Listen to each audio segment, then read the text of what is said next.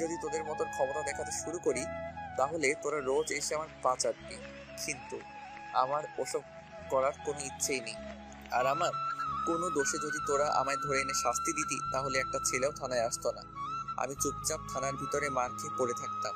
কিন্তু তোরা আমাকে বিনা দোষে ধরে এনে লকআপে আটকিয়েছিস, তাই একটু কড়া হতে হলো আমাকে। ভাই, আমার ভুল হয়ে গেছে, প্লিজ ভাই আমাকে মাফ করে দেন। আপনি হয়তো অনেক বড় মাপের লোক, না হয়তো এত ছেলেপেলে কখনোই আসতো না আপনাকে ছুটানোর জন্য। আমি সত্যি আপনার সম্পর্কে না জেনে অমনটা করছি, যার জন্য করজোর ক্ষমা চাচ্ছি। হয়েছে, থাক।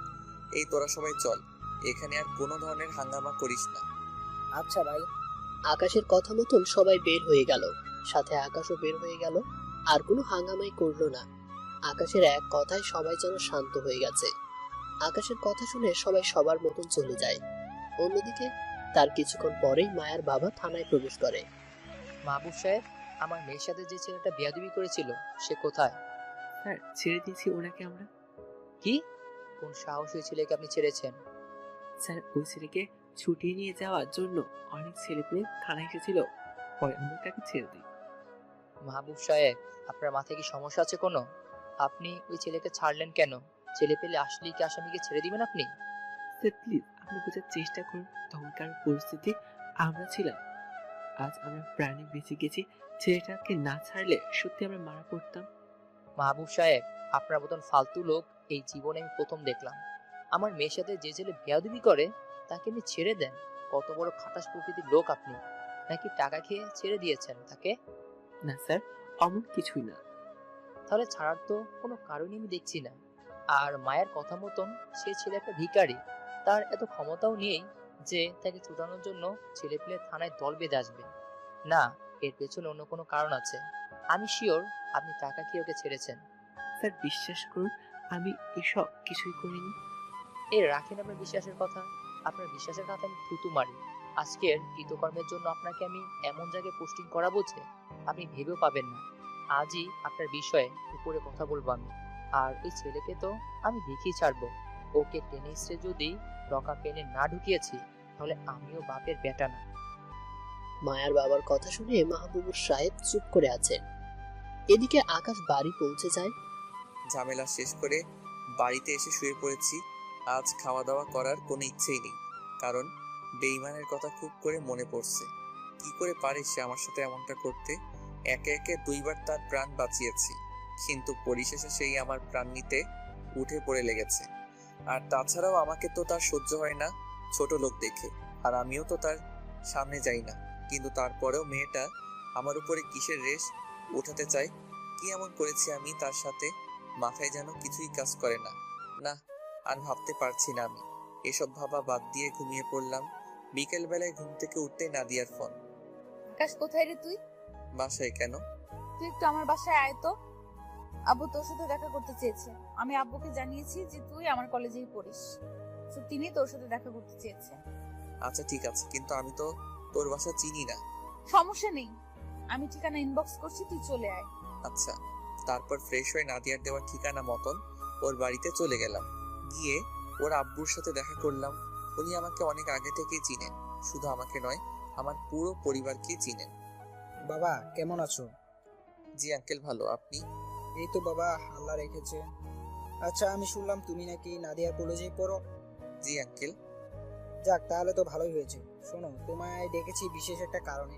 বাবা, আমি একটা অনেক বড় টেন্ডার নিয়েছি, কিন্তু সেখানে কিছু ছেলে অনেক হট্টগোল করছে তাদেরকে ট্যাক্স দেওয়ার জন্য। ছোটখাটো অ্যামাউন্ট হলে আমি দিয়ে দিতাম, কিন্তু তারা যে বড় অ্যামাউন্ট দাবি করছে, তাদের চাহিদা পূরণ করতে গেলে আমার আর কিছুই থাকবে না। তাই তোমার সাহায্যের প্রয়োজন আমার। বাবা, তুমি কি একটু এই বিষয়টাকে দেখবে? আঙ্কেল, দেখা তো যায়, তবে আমি তো ওসব পথ ছেড়ে দিয়েছি বহু আগেই। বাবা প্লিজ না করো না, তুমি ছাড়া আমায় সাহায্য করার মতন কেউ নেই। আচ্ছা ঠিক আছে, আমি দেখব।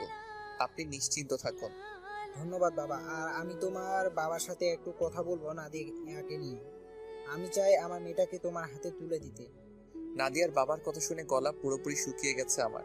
আমার পাশে নাদিয়া বসা ছিল, সেও হা করে তাকিয়ে আছে তার বাবার দিকে। বাবা, তুমি এসব কি বলছো? নিজের কানে তো শুনেছি যে কি বলেছি। আঙ্কেল প্লিজ ওসব করতে যাবেন না, আমি বিয়ে শাদী নিয়ে একদম ভাবিনি এখনো। আর তাছাড়া নাদিয়াকে কি করে বিয়ে, সে আমার বহু আগের ফ্রেন্ড, তাকে আমি কখনো ফ্রেন্ড ছাড়া অন্য কিছু ভাবতে পারবো না। আকাশের কথা শুনে নাদিয়ার বাবা চোখ মুখ কালো করে ফেলে।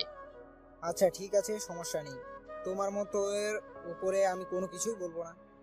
ধন্যবাদ আঙ্কেল। আর একটা রিকোয়েস্ট, আমার বাবার কানে যেন না যায় যে আমি কোথায় আছি আর কোথায় পড়াশোনা করি। আচ্ছা ঠিক আছে। নাদিয়ার বাবার সাথে আরো কিছুক্ষণ কথা বলে বাসায় চলে এলাম। দিনটা এইভাবে কেটে গেল। সকালবেলায় ঘুম থেকে উঠে কলেজে চলে গেলাম। কলেজে আসার সময় নাদিয়া আর আমি একই সাথে এসেছি। সে আসার আগে আমায় ফোন দিয়ে 3 রাস্তার মোড়ে দাঁড়াতে বলে।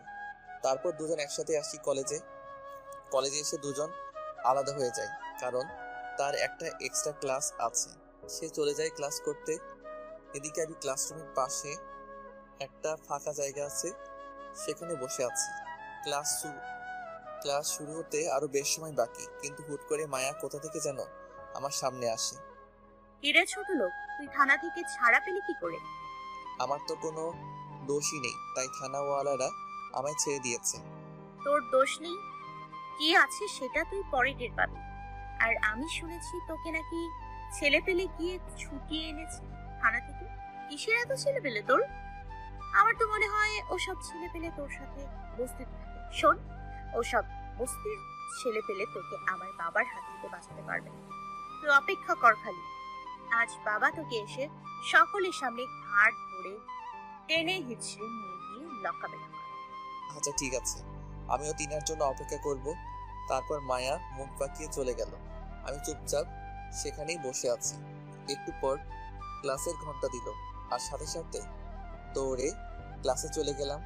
রাফিয়াজ দেরি করে এসেছে, তাই আমার পাশে সিট পাইনি। একটু দূরেই বসেছে সে আমার। এদিকে স্যার ক্লাস করাচ্ছে, আমি স্যারের লেকচার মন লাগিয়ে শুনছি। ঠিক তখনই হুট করে কয়েকজন পুলিশ ক্লাসরুমের মধ্যে ঢুকে পড়ল। তারপর তারা আমাকে টানতে টানতে ক্লাসরুমে থেকে বাইরে নিয়ে যায়। পুরো ক্লাসে একটা বিদঘুটে রোল পড়ে যায়। স্যার ক্লাস করানো অফ করে দেয়। সবাই পুলিশগুলোর দিকে তাকিয়ে আছে। এদিকে আমাকে বাহিরে নিয়ে যেতেই দেখলাম একটা পুলিশের গাড়ি দাঁড় করানো। মায়া, এই ছেলেটা নাকি?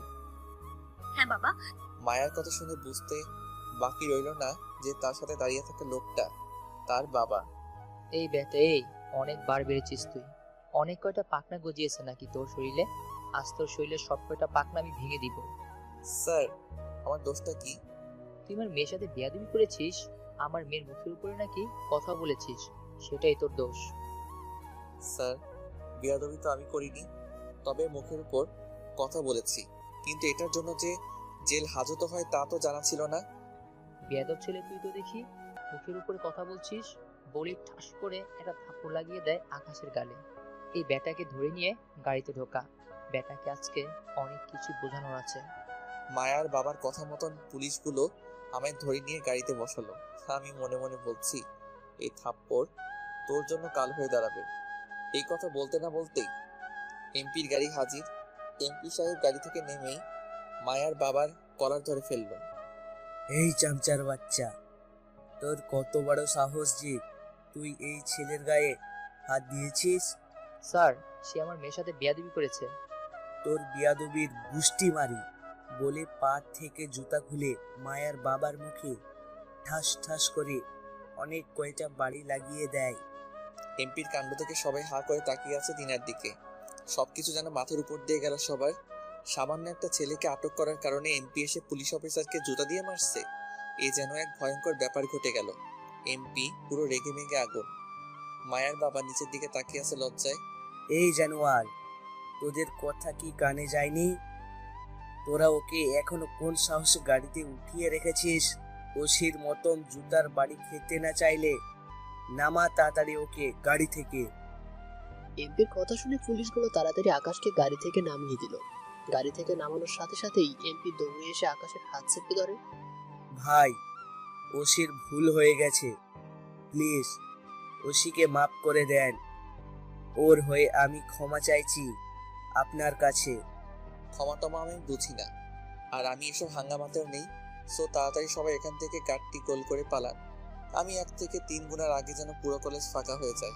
আকাশ 1 থেকে 3 গুণের আগেই এসপি আর ওসি দুটোই সেখান থেকে হাওয়া হয়ে যায়। এবার যেন সবাই বিস্ময়ে খেয়ে যায়। কে এই ছেলে যার কথা এসপি পর্যন্ত জায়গা ত্যাগ করলো?